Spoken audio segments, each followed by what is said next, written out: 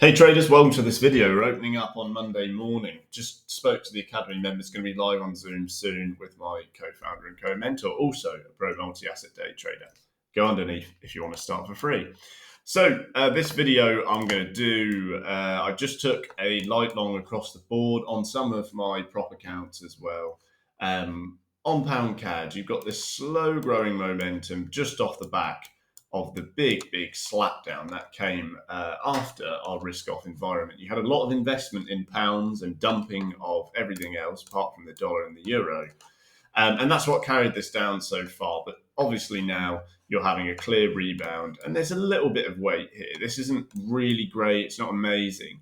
But the purpose of this video essentially is to cover the best way and the way we hedge to basically keep our risk management plans in check. So we hedge markets, or I do specifically, intraday as well, so that if our trade plan goes wrong, we can start to get rid of the loss and we can start to lower the risk of us suffering significant drawdown on that asset. And in our portfolio as a whole, you've got to have limits for all of it if you want to stay afloat. A lot of people don't understand the long-term mathematical part of trading, which is being able to sustain your equity, sustain your drawdown over time and keep taking profits without ever getting into a margin call or things like that. There are some folks who will just say, you know what, I'm going to take it long here. I think it's going to shoot to this level up here nearer this key 200 MA.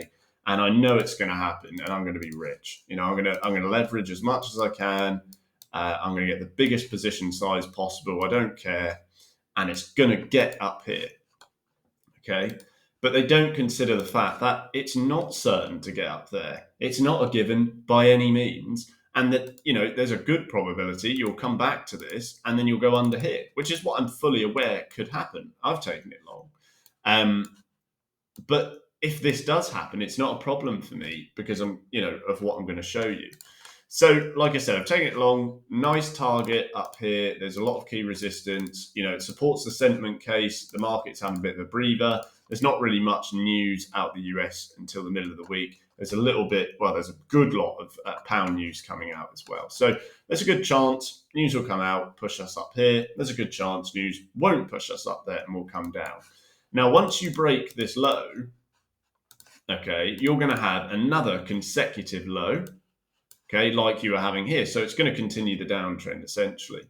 So you've got to make a decision at that point. You've got to decide, okay, well, do I want to add here again, or do I want to let it run and see where it goes? Now, just like there is a gap between this level, okay, of support, which I've just taken the long at, there's a gap between that level and there's also a gap between that level. And the reason why the target is there is because there's nothing really in the way. You can't see anything in the way until that point. So there's a good chance if you do get above this previous level we just saw over here, about 17545, that you may continue up higher and you may ultimately get to that level. Okay, there's no real resistance in the way, so I wouldn't expect a big volume of selling to cause a problem. So that's why the target's there. Now, once you break this low here, it's likely the next target is going to have a gap as well. Okay, so if we go to our 4 hour or perhaps our daily, we're going to have to reset the view for this. You can see that's the case. There isn't anything really until you get down here. So there's a gap between this 17406 and this 17343, where if we don't do anything and we don't have a stop loss, there's a good chance we're just going to get there because there's nothing in the way particularly. There's nothing strong in the way, just like there's nothing in the way to our long side target to the upside. So, we can then let it run and do nothing and hope that it bounces at that weak, that level of support we just mentioned. But remember, again, just like I said before, there's a good chance it will pop like this, but there's also a good chance that it won't. There's a good chance it will keep coming down to our 200 MA, where you'll probably get investors get long. Okay, and I would probably consider buying that as well. So I would have it where it is, and I wouldn't touch it again until it gets lower to these key levels where you've got key support. So the point I'm getting across here is that there is a very high chance that this long will fail and we will go from 175, okay, 300 pips to 172. That's very likely, and it could very easily happen. If you get a switch back to the previous market environment we just saw, you might have it further down, okay, because as of late, coming off the end of last week, you've seen that long side bias in your pounds. You could easily see another big drip. And that could come off pound data, could come off Canadian dollar data. Okay, anything could pull this down. So, there's a good chance we'll go 300 pips below. So, if we're going to be looking at this every day, like we are here, if we're going to be looking at this, we can take or we can undertake what would be intraday hedges. So, there's no stop loss in this environment, obviously, because you're hedging. And many of you who found this video might have typed it in or seen it as an interesting post. Now, for me, I don't use stop losses. I haven't ever, and it works much better. Okay, hedging is like an artificial stop loss. It's like having a stop loss, but it's never definitive. You don't close out and lose the profit. You don't close out and lose anything because you work the capital to build up enough hedge gains, essentially, to get rid of what is now in loss. So that is particularly useful on an intraday basis when there is nothing or there is a big gap from support level to support level. As I mentioned, there's a good chance that you're going to get down here, okay, at least. So within that gap, what can you do? Well, like I said, you could leave it and have no stop loss, just let it run. You would be growing a drawdown and you'd risk a further fall all the way lower to where we looked at 172, below these lows. Or, of course, you could utilize the space here. And mostly, because it's going to be intraday, you would flick onto your 5 and 15 minute, maybe your hourly. And essentially, you'd be looking to short. Okay, so instead of buying, you would look for little moves like this because it's unlikely it's going to actually go all in one line like this red line suggests. It's more likely that the market is going to fall in steps because if you look here, that's what happened before. Yes, it does rise quickly, but again, it turns into that step process. For the most part, markets do operate like that. They do move all jagged. It's not as frequent that it rises in one go without a pullback.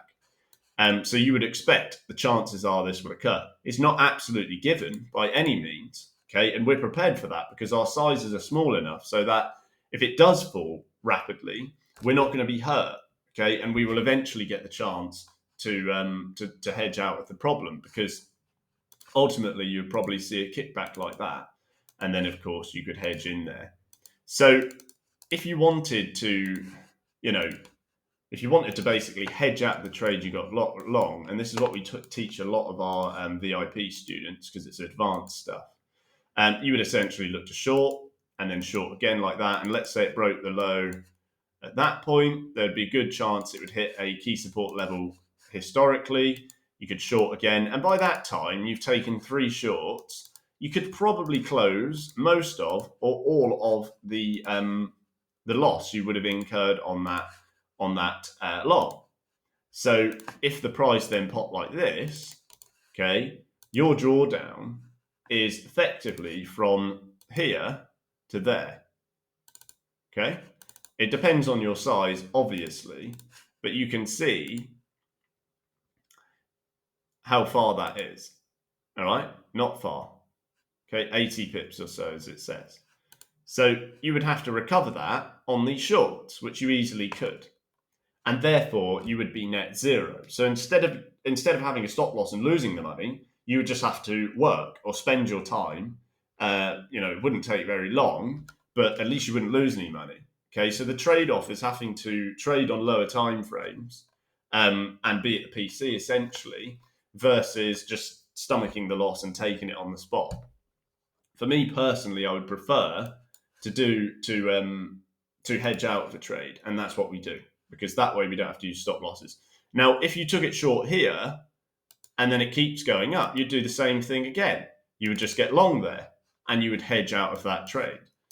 And because Forex markets are so predictable and you get so much ebb and flow, there are times where you don't, but you do eventually.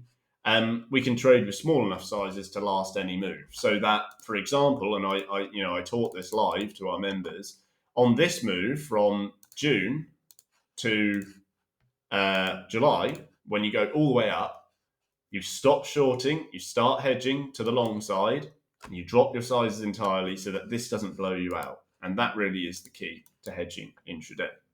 Thanks for watching, guys. Don't forget, if you want to learn to trade, go underneath. It's free, and I'll see you in the next one. See you there.